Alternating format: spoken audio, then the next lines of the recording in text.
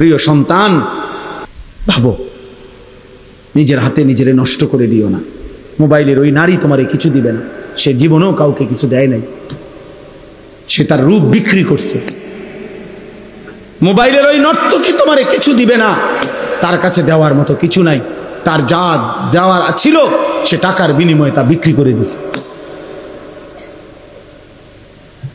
এজন্য নর্তকী সুখ দেয় না, বেহায়া নারী সুখ দিতে পারে না, বেপর্দা নারী খোদার কসম সুখ দেয়। কারণ বেপর্দা নারী, বেহায়া নারী প্রতিনিয়ত তোমার চাইতে উত্তম পুরুষের দিকে তাকায় থাকে।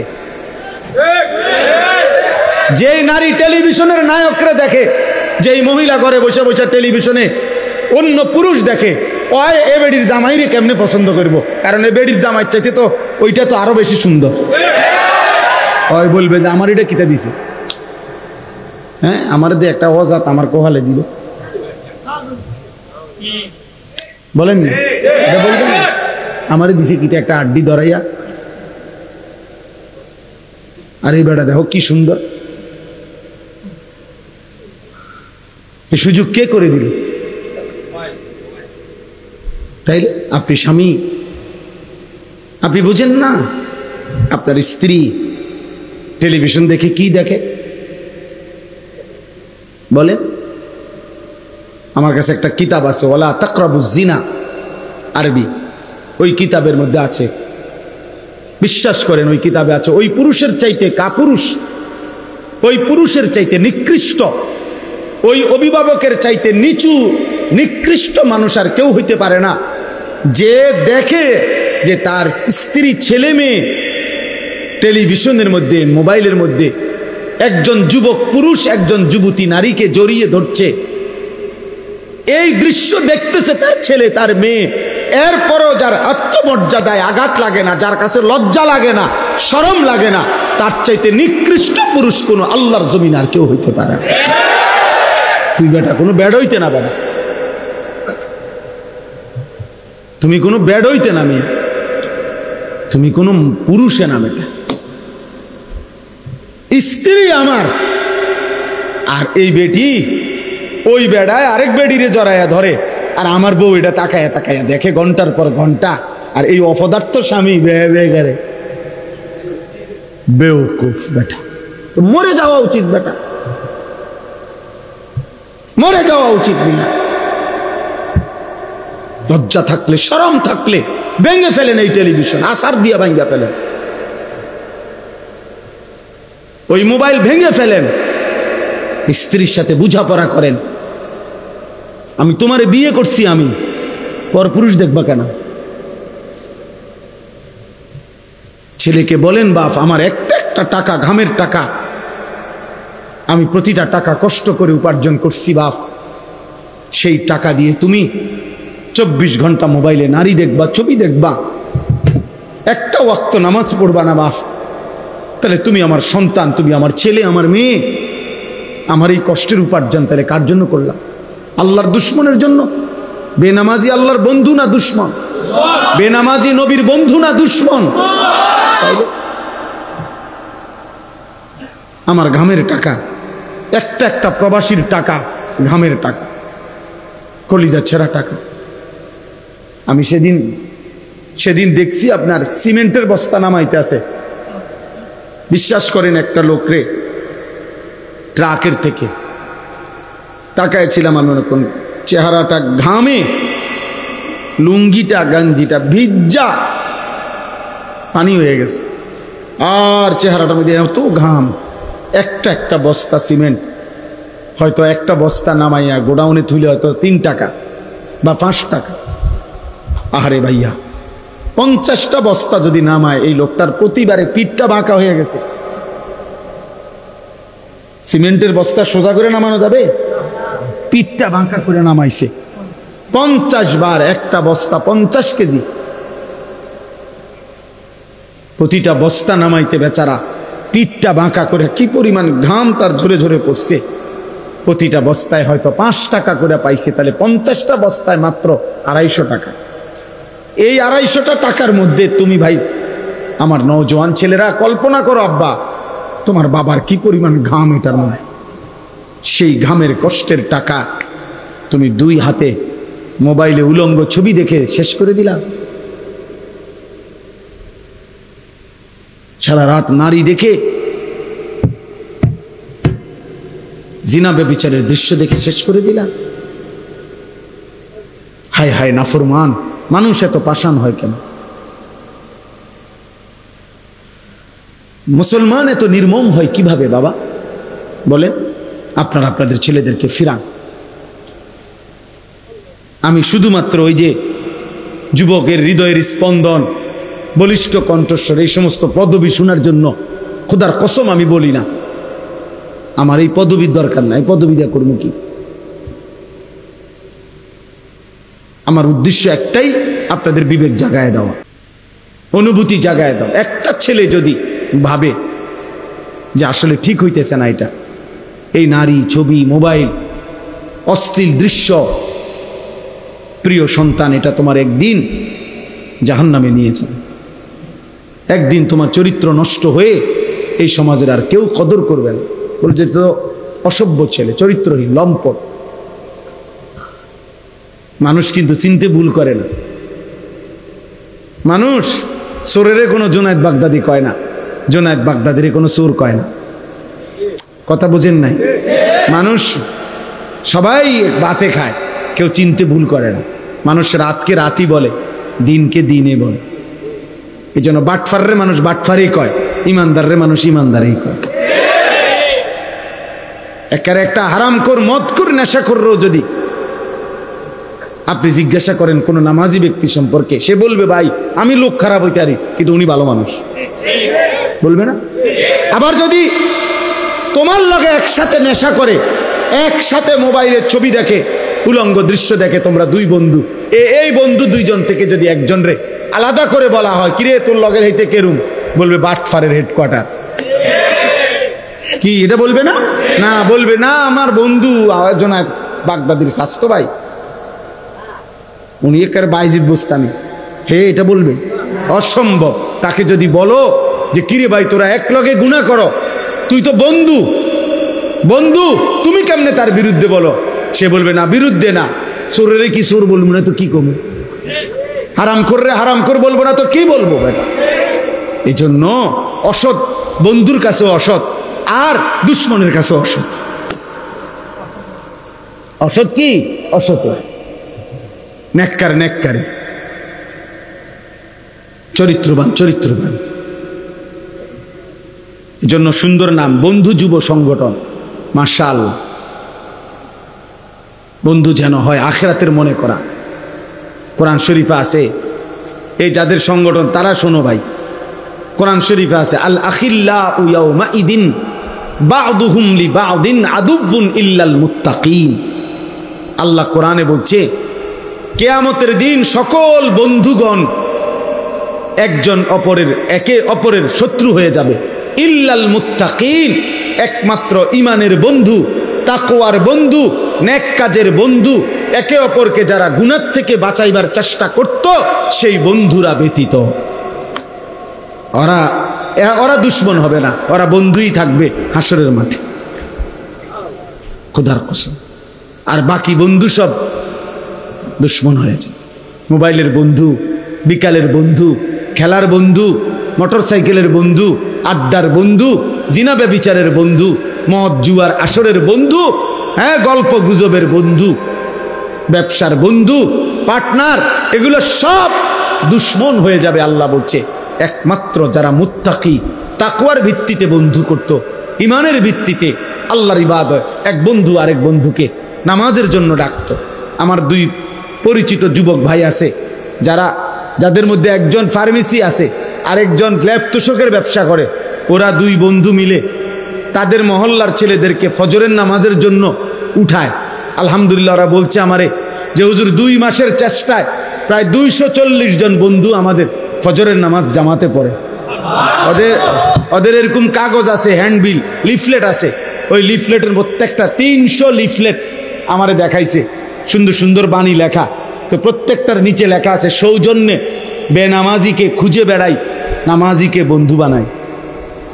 এটা দেখো সংগঠন, সংগঠনের নাম আমার গাড়িতেও আছে এই কাগজ, ওরা আমার দিছে। এটা বেনামাজিকে খুঁজে বেড়াই, নামাজিকে বন্ধু বানাই। বন্ধু হবে নামাজি, বন্ধু হবে নামাজি। ইন্নামা ওয়ালিয়্যুকুমুল্লাহু ওয়া রাসূলুহু ওয়াল্লাযীনা আমানুল্লাযীনা ইউকিমুনাস সালাহ। সরাসরি কোরআনের আয়াত। রব্বুল আলামিন বলে নিশ্চয়ই তোমাদের বন্ধু হবে কে? এক নম্বরে আল্লাহ। মুমিনের প্রথম বন্ধু কে? আবার বলেন, আবার বলেন। দুই নম্বরে ওয়া রাসূলুহু, আল্লাহর রাসূল মুহাম্মদ আরবি সাল্লাল্লাহু আলাইহি ওয়াসাল্লাম। জন্য হাদিসের মধ্যে আছে সাহাবারা প্রায় সময় বলতেন আমার বন্ধু আমার মুহাম্মদ, আমার নবী আমাকে বলছেন, এভাবে বলতেন আওসানি খলিলি। আবু হুরায়রা বলতেন আমার খলিল, আমার বন্ধু, আমার মদিনার বন্ধু মুহাম্মদ সাল্লাল্লাহু আলাইহি সাল্লাম এই কথাটা আমাকে বলেছেন। এভাবে বলতেন। নবীজিকে কি বলতেন? আমার বন্ধু। আওসানি খলিলি, আমার খলিল, আমার বন্ধু আমাকে বলছে। হাযা সাহিবু নবীনা, ওসমান রাদিয়াল্লাহু আনহু বলছে আমার বন্ধু, আমার সাথী, আমার নবী, আমার বন্ধু, আমার মুহাম্মদ সাল্লাল্লাহু আলাইহি সাল্লাম এভাবেই আমল করছেন। এভাবে বলতেন সাহাবী। আল্লাহ বলছে মুমিনের দ্বিতীয় বন্ধু রাসূলুল্লাহ সাল্লাল্লাহু আলাইহি। তিন নাম্বার কোরআন শরীফের আয়াত ভাইয়া, আল্লাহ বলছে ওয়াল্লাযীনা আমানুল্লাযীনা ইউকিমুনাস সালাহ। সরাসরি কোরআনের আয়াত। আল্লাহ বলে মুমিনের তৃতীয় বন্ধু হলো ওই সমস্ত ইমানদার যারা 5 ওয়াক্ত নামাজ আদায় করে। 5 ওয়াক্ত নামাজ আদায়। এজন্য ফাসিক কাফের তো মুমিনের বন্ধু হতেই পারে না, মুশরিক মুমিনের বন্ধু হইতে পারে না, মুনাফিক মুমিনের বন্ধু হইতে পারে না, হিন্দু মুমিনের বন্ধু হইতে পারে না, বৌদ্ধ মুমিনের বন্ধু হইতে পারে না, ইহুদি মুমিনের বন্ধু হইতে পারে না, খ্রিস্টান মুমিনের বন্ধু হইতে পারে না। এমনকি কোন ফাসিক পাকি পাপি মোমেন দাবিদার, মুসলমান দাবিদার পাপি, সুদখোর, ঘুষখোর, হারামখোর, জেনাখোর, বেবিচারী, মদখোর, গাঁজাখোর, ফুট্টাখোর, বাবাখোর, ডাইলখোর, হারামখোর, এরা ইমানদারের বন্ধু হইতে পারেন না।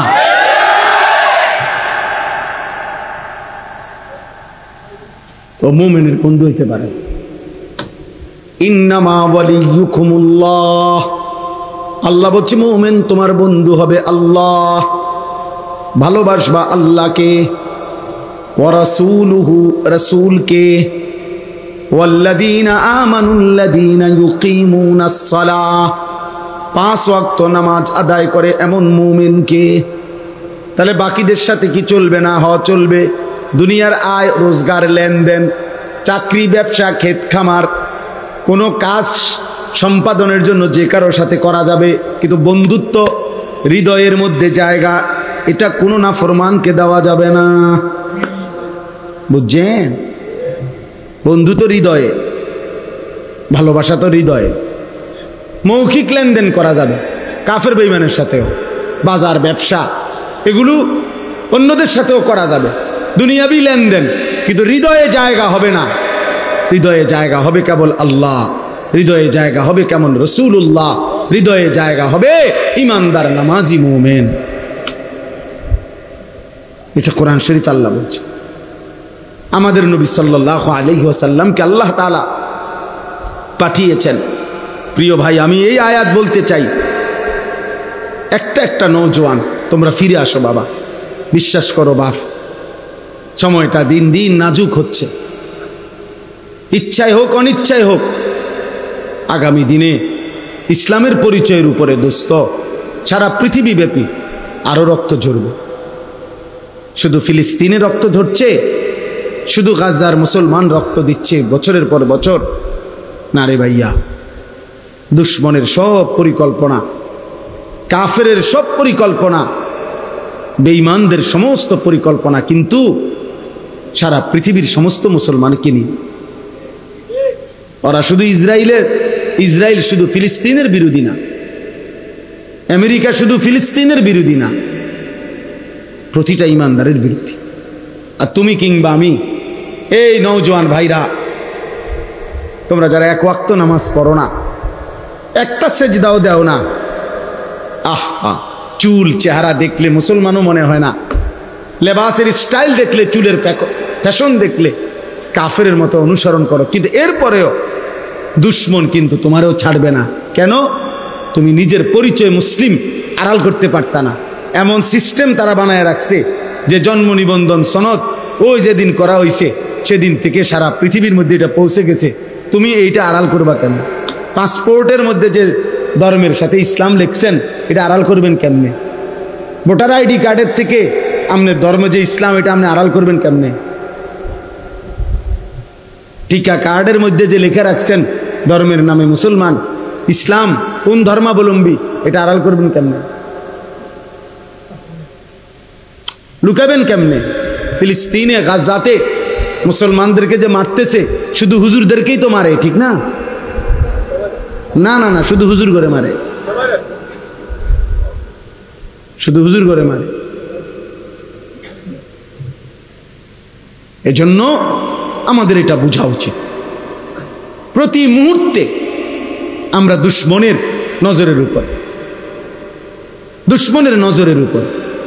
যে কোনো একটা জিনিস মনে রাখতে হবে, পৃথিবীর কোনো বেঈমান, কোনো কাফের মুশরিক, সারা পৃথিবীর যত কাফের মুশরিকদের রাষ্ট্র কিংবা যত সংগঠন, তাদের কেউ খোদার কসম কলিজা দিয়া 1 মিনিটের জন্য মুসলমানের কোনো কল্যাণ কামনা করে না।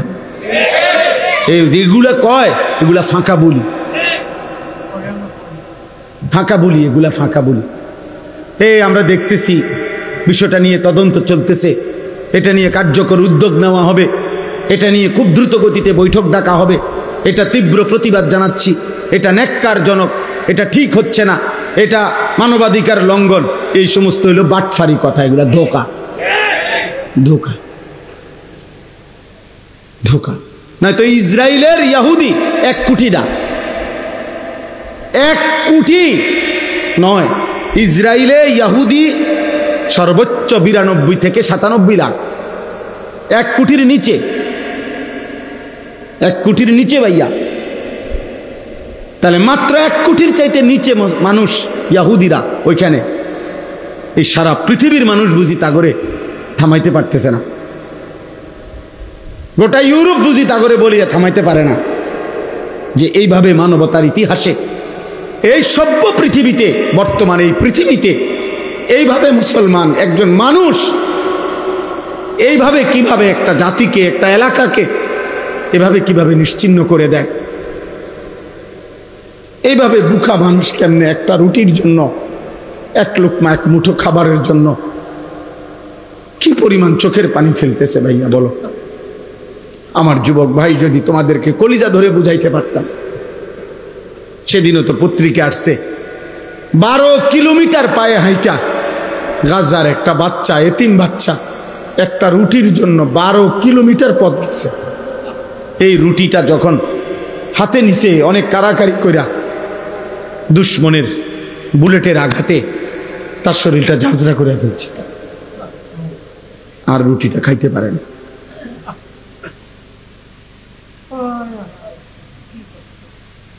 তোমরা দেখো, ছবি দেখো বাবা, তোমরা নারী দেখো, তোমাদের আর নারী দেখা শেষ হলো না, তোমাদের উলঙ্গ ছবি দেখা শেষ হলো না, তোমাকে মোবাইলের নেশাই আর গেল না, তোমাকে চুলের ফ্যাশন, তোমাদের চুল ঠিক করতে, চুল আশ্রাইতে, চুল কাটাইতে চলে যায় 500 টাকা, 1000 টাকা।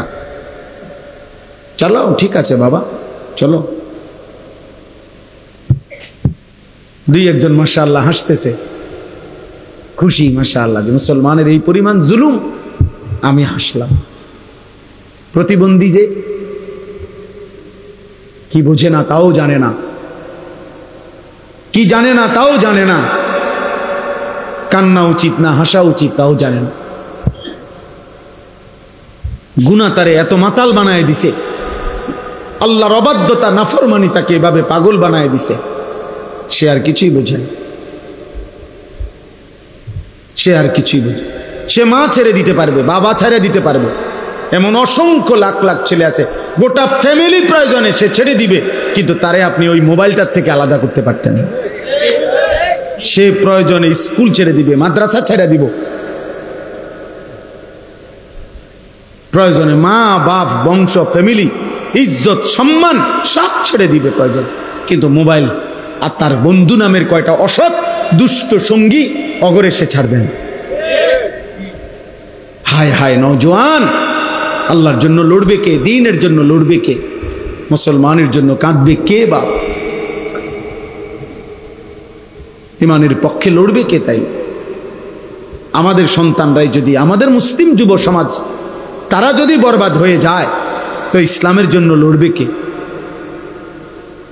আল্লাহ আমাদের সন্তানদেরকে তৌফিক দান করেন, আল্লাহ আমাদের সমস্ত ছেলেকে কবুল করে। একজন ছেলেও যদি বুঝো আমি সার্থক, আমি একজন ছেলের আশায় থাকি, যদি কখনো একজনও বদলায়, যদি কখনো একজন ছেলে বুঝে মানে আমি নামাজ পড়বো, আল্লাহকে রাজি করি, আল্লাহ তৌফিক দান করেন। নবী সাল্লাল্লাহু আলাইহি ওয়াসাল্লাম যেদিন শেষ পৃথিবী থেকে বিদায় দিয়েছেন সেদিনও তিনি নামাজের কথা বলে গেছেন, বলে গেছে না? শেষ কথা বলে গেছে।